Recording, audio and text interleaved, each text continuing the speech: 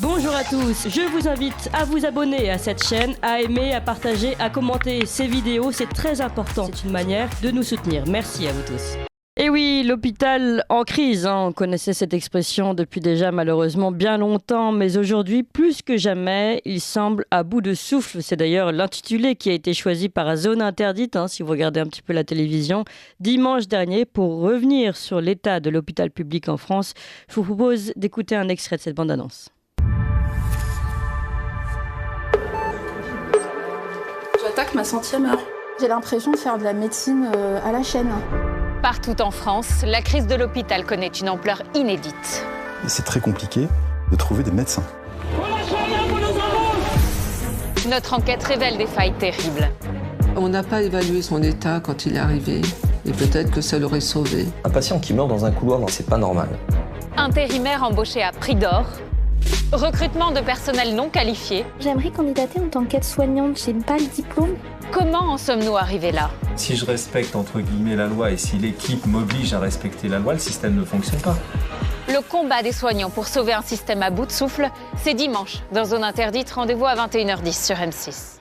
Oui, donc un documentaire très fort qui a provoqué d'ailleurs de très très nombreuses réactions sur les réseaux sociaux. Beaucoup étaient choqués par les images et les informations diffusées. Donc le classique, on le sait, le désert médical, les patients en danger, les médecins à bout.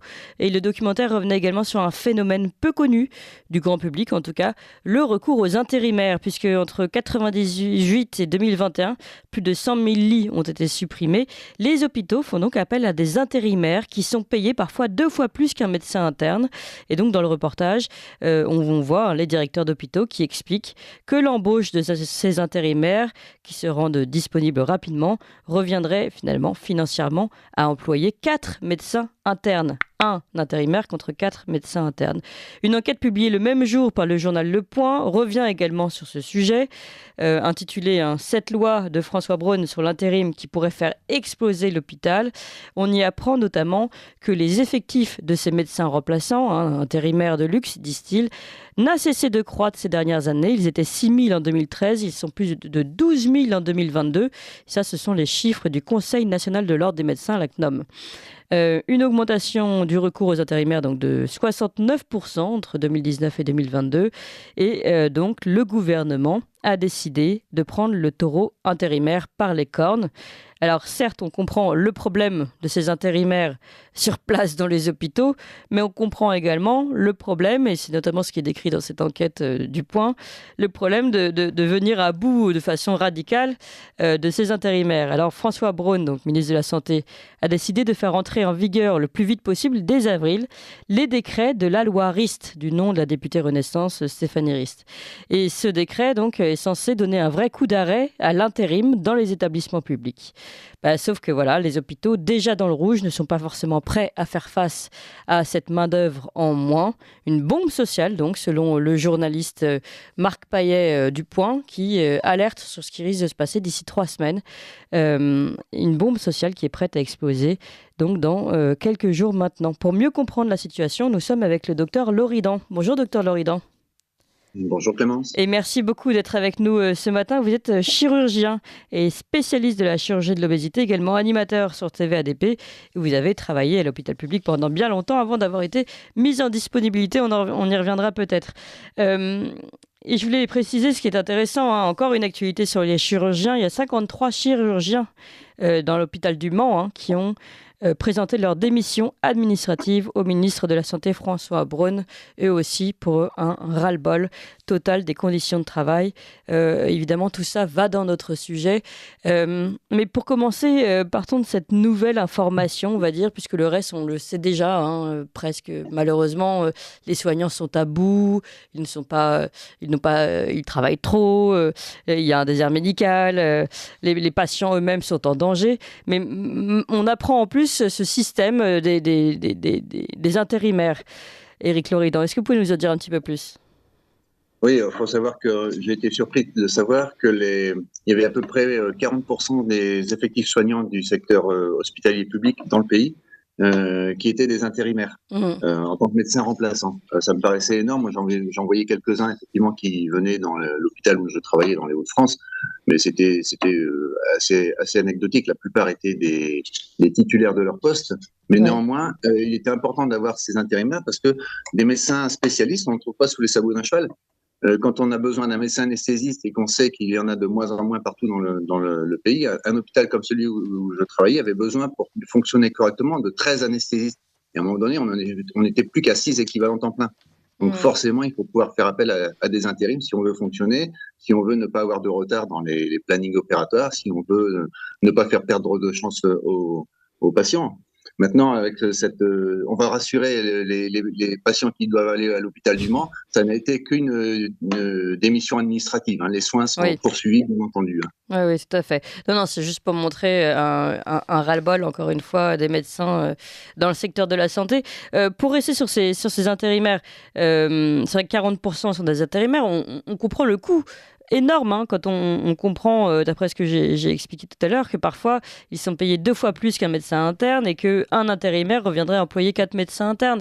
Ce sont des informations qui sont données dans le reportage. Alors, on se demande pourquoi on n'arrive pas à bien rémunérer et bien embaucher des titulaires et donc on va faire appel à des personnes qui seront là que un temps, peut-être pas toujours adaptées à l'équipe, etc. et qui vont boucher les trous mais être payées beaucoup plus et donc finalement plomber encore plus l'économie de l'hôpital. C'est exact, c'est souvent effectivement ce qui se passe. Il faut quand même savoir que la réalité, c'est que les médecins français sont pas assez bien payés, pas assez bien réévalués selon leur juste valeur. Un médecin, après plus de 10 années d'études en santé, parfois à la charge de vie des patients, quand on pense aux anesthésistes, aux chirurgiens, et aux gynécologues obstétriciens, les honoraires sont quand même pas énormes quand on veut les comparer à d'autres professionnels, comme par exemple les plombiers ou les maçons. Quand on les considère à l'heure, finalement, on voit que le travail qui a été fait par les médecins n'est guère plus au-dessus. Et quand on tient compte de la charge de travail, et des astreintes, des gardes qui nécessitent d'être présents pendant la nuit. Oui, donc il y a un problème à l'origine de bonne rémunération du médecin, du médecin interne ou du spécialiste à l'hôpital. Il y a aussi un autre problème qui est évoqué très clairement dans ces enquêtes, c'est que on a fermé des lits. C'est-à-dire qu'en fait, on a l'impression ici que le gouvernement vient mettre un pansement sur une plaie qu'ils ont eux-mêmes creusée. C'est-à-dire qu'ils vont mettre en place cette loi RIST, donc qui va commencer à être active à partir dans 3 semaines, à partir du mois d'avril. Et en même temps, ce sont eux qui ont fermé, eux et les autres, mais eux également, qui ont fermé tous les lits, donc qui ont supprimé les postes. Pourquoi aller supprimer des postes si c'est pour aller ensuite se plaindre du fait qu'on fasse appel à des intérimaires ?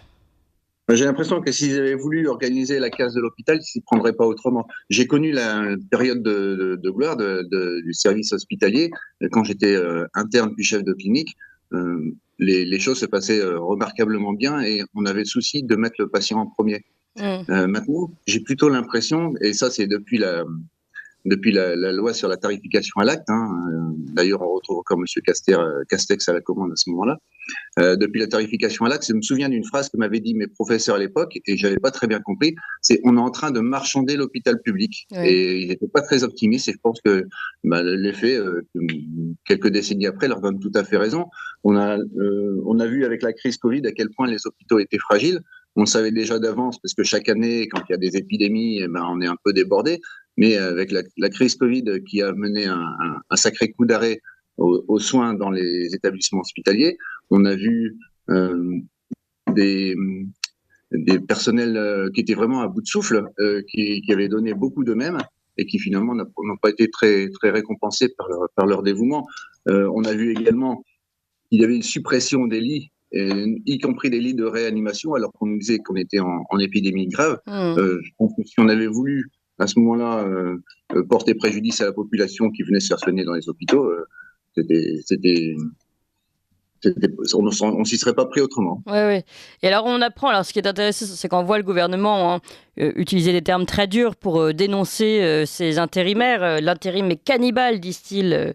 Et il rémunère injustement le nomadisme professionnel. Il parle de mercenaires de la santé. Enfin voilà, les mots évidemment sont durs et tout ça est politique, puisqu'il s'agit maintenant de se débarrasser un maximum de ces intérimaires. Alors qu'on comprend bien que le problème est ailleurs. En fait, le problème serait d'abord dans le fait de pouvoir embaucher et donc d'avoir les moyens d'embaucher aussi plus de médecins, comme vous l'avez dit, d'avoir plus de lits et peut-être d'arrêter aussi la tarification à l'acte. Donc, encore une fois, on voit que le problème n'est pas pris dans le bon sens. Reste qu'aujourd'hui, surtout dans les zones rurales, on est très très inquiet.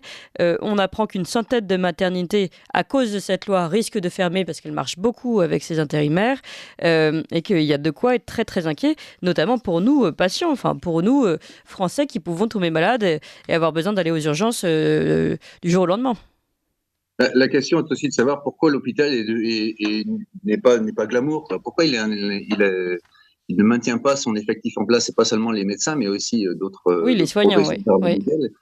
Qui n'ont plus spécialement envie de venir travailler à temps plein dans un établissement hospitalier. Moi, je comprends. Il y a une grosse charge administrative. Les médecins sont de plus en plus départis de leur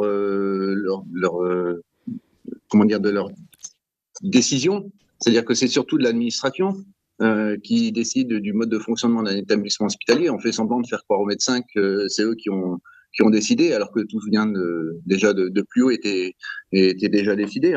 On a vraiment l'impression d'une mort programmée. Alors c'est surtout l'article 33 de la loi RIST, puisque c'est beaucoup plus complexe ça, la loi RIST. Mais c'est surtout l'article 33 qui pose souci. Mais il faut savoir que les médecins hospitaliers sont eux aussi à bout de souffle, mais ils réclament. Dans leur globalité, ils réclament qu'il y ait des aides, même si ça doit être par des intérimaires qui sont certes à l'heure mieux payés qu'eux, mais il faut reconnaître que c'est aussi une manière de reconnaître d'alléger la pression. Oui, c'est ça, de permettre à l'établissement hospitalier de souffler. Si vous n'attirez pas les intérimaires, ce sont les titulaires qui vont travailler plus. Ceux qui vont s'en aller. Ils vont même plus vouloir travailler plus, ils vont vouloir s'en aller pour rejoindre un secteur privé, pour aller à l'étranger.